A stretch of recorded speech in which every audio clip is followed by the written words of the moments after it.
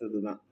ஒரு விஷயம் என்ன அப்படின்னு வந்து பார்த்தீங்க அப்படின்னா, கன்னியாகுமரி மாவட்டத்தில குருந்தன்கோடு, ஆசாரிவிளை அப்படிங்கிற ஊர சேர்ந்தவரு 90 வயது மதிக்கத்தக்க சந்திரபோஸுங்கிற முதியவர்.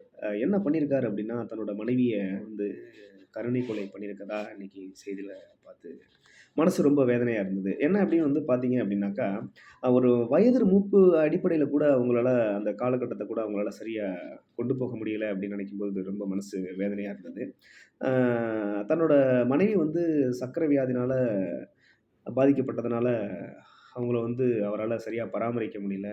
அவங்களோட மகன்கள், மகள்களும் யாரும் சரியான முறையில அவங்களுக்கு சப்போர்ட் பண்ணல அப்படிங்கிற மாரி அந்த இத பார்த்தேன். இந்த உலகம் எங்க நோக்கி, எத நோக்கி போயிட்டுருக்கு அப்படின்னு நமக்கு தெரியல. ஏன்னா உணர்வுகளுக்கும், உறவுகளுக்கும் இங்க மதிப்பற்ற நிலை தான் ஏற்பட்டுட்டு இருக்கு.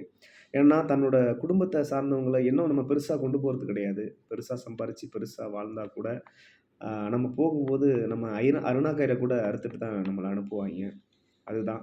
இன்னைக்கு உயிரோட இருக்கும்போது நம்மள உறவு முறை சொல்லி கூப்பிடுவாங்க. நம்ம உயிர் போன பிறகு நம்ம வந்து பிணமா தான் ஆயிடுவோம். ஆன பிறகு நம்மள பாடி அப்படிம்பாங்க. டெட் பாடி எப்போ வரும் அப்படின்னு கேட்பாங்க.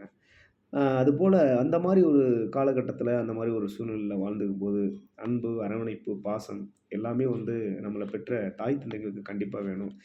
யாரையுமே நம்ம வந்து கைவிட்டுறக்கூடாது அப்படிங்கிறதுக்கு வந்து இவங்கள மாரி ஆட்கள் வந்து பார்த்தீங்கன்னா, முன்னுதாரணம். இந்த மாரியான செய்திகள பார்க்கும்போதும், கேள்விப்படும்போதும், இனி வரும் சந்ததிகள் தன்னோட தாய் தந்தைய வந்து கவனமா பார்த்துக்கணும். அந்த மாரியான சூழ்நிலைகள யாருக்கும் விட்டுறக்கூடாது அப்படிங்கிறத இந்த அ வீடியோ மூலமா நான் உங்களுக்கு பதிவிடுறேன். அ இது வந்து எவ்வளோ ஒரு மன அழுத்தத்தையும், வேதனையும் தந்திருக்கும் அப்படிங்கிறத நம்ம பார்க்கும்போது, மிகவும் அது வேதனையாக இருக்கிறது.